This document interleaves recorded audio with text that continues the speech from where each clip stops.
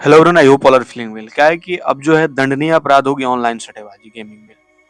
और इसमें जो है मोदी कैबिनेट की हरी झंडी आई है।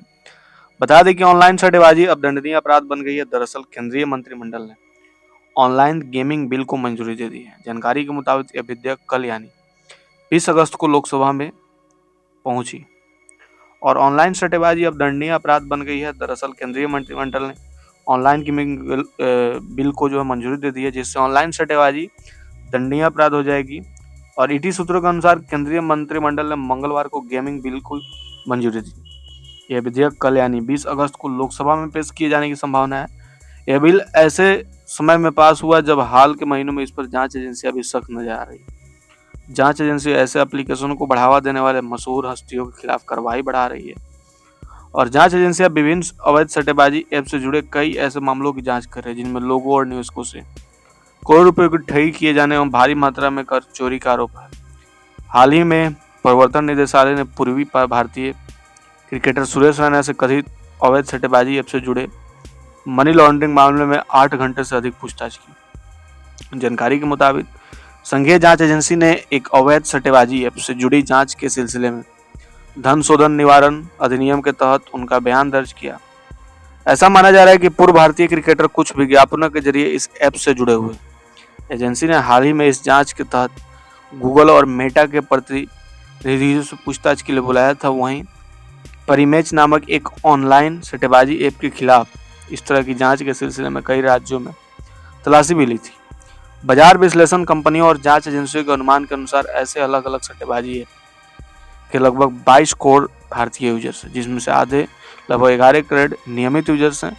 विशेषज्ञों के अनुसार भारत में ऑनलाइन सट्टेबाजी ऐप का बाजार 100 अरब अमेरिकी डॉलर से अधिक का है और 30% की दर से बढ़ रहा है। सरकार ने पिछले महीने संसद को बताया था कि उसने ऑनलाइन सट्टेबाजी और जुए मंच को ब्लॉक करने के लिए 2022 से जून 2025 तक 1524 आदेश जारी किए हैं, जिसपे भी कुछ फर्क नहीं आ रहा है।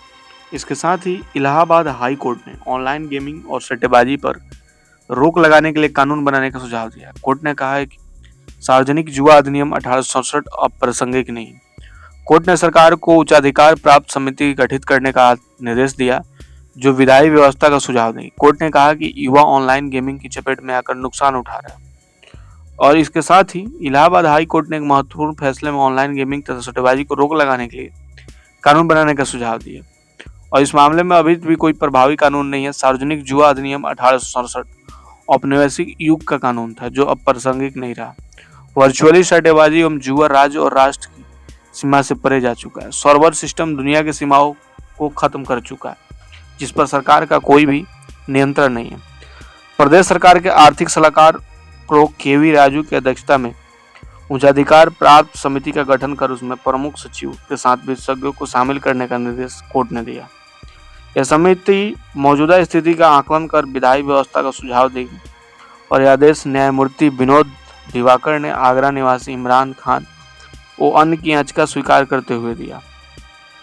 याचिकन के खिलाफ आगरा के मंटेला थाने में सार्वजनिक जुआ अधिनियम के तहत 3 साल पहले प्राथमिकी दर्ज हुई थी। 27 दिसंबर 2022 को आरोप पत्र दाखिल होने के बाद न्यायिक मजिस्ट्रेट ने सुनवाई रद्द करने की मांग की है। कोर्ट ने पाया कि ऑनलाइन सट्टेबाजी और जुआ खेलने वालों के खिलाफ कोई प्रभावी कानून नहीं है। सार्वजनिक जुआ अधिनियम के तहत अधिकतम 2000 रुपये जुर्माना और 12 महीने तक कैद का प्रावधान, लेकिन फैंटेसी स्पोर्ट्स, पोकर और ई स्पोर्ट्स जैसे ऑनलाइन गेम्स को लेकर कानून अस्पष्ट हो गया। ऑनलाइन प्लेटफॉर्म राष्ट्रीय और अंतर्राष्ट्रीय सीमाओं से संचालित होते हैं। युवा की इसकी जद में आकर नुकसान उठा रहे हैं और कोर्ट के अनुसार भारत में नीति आयोग ने दिसंबर 2020 में नीति पत्र जारी किया था, लेकिन अभी तक यह गृह क्षेत्र में यानी अस्पष्ट है। कोर्ट ने निबंधन को आदेश की प्रति मुख्य सचिव के पास अनुपालन के लिए भिजवाने का आदेश दिया। पैसे कमाने के चक्कर में देश के किशोर और युवा आसानी से ऑनलाइन गेमिंग और सट्टेबाजी की चपेट में आ रहे हैं। उनमें अवसाद, चिंता, अनिद्रा जैसी स्थिति बन रही है और सामाजिक विघटन बढ़ता जा रहा है। निम्न और मध्य वर्ग के युवा ऑनलाइन गेम उपलब्ध कराने वाले प्लेटफॉर्म के झांसे में आकर आर्थिक नुकसान उठा रहे हैं। ऐसी चुनौतियों से निपटने के लिए तत्काल प्रभावी कानून बनाए जाने की आवश्यकता है और जुए को नियंत्रित करने के लिए यूनाइटेड किंगडम, अमेरिका सहित दुनिया की कई विकसित व्यवस्थाओं ने उपबंध किया। यूके ने 2005 में जुआ अधिनियम लागू किया जिससे लाइसेंसिंग आवश्यकताओं, आयु सत्यापन प्रोटोकॉल, जिम्मेदार विज्ञापन मानकों और धन शोधन विरोधी उपायों सहित कई तरह के प्रावधान है। आयोग भी बनाएगा। ऑस्ट्रेलिया ने 2001 में, जबकि संयुक्त राज्य अमेरिका ने न्यू जर्सी और पेंसिल्वेनिया जैसे राज्यों ने ऑनलाइन कैसीनो को पूरी तरह से वैध और विनियमित किया। सिंगापुर और दक्षिण कोरिया सहित कई अन्य देशों ने भी ऑनलाइन सट्टेबाजी की व्यवस्था की। ब्रिटिश सरकार के सार्वजनिक जुआ घरों पर प्रतिबंध के लिए कानून बनाया गया था। ये ताश के खेल, पासे पर सट्टा लगाना, भौतिक जुआ घरों को विनियमित करना। अधिनियम के तहत अधिकतम जुर्माना 500 रुपये एवं 3 महीने कैद की सजा। वर्ष 1867 में यह अनिवार्य था, लेकिन आज निष्प्रभावी है। तो ये थी आपकी छोटी सी इन्फॉर्मेशन ऑनलाइन सट्टेबाजी के बारे में, ऑनलाइन गेमिंग के बारे में। आई होप आपको समझ में आएगा। जल्दी मिलता है ऐसा कोई नया वीडियो।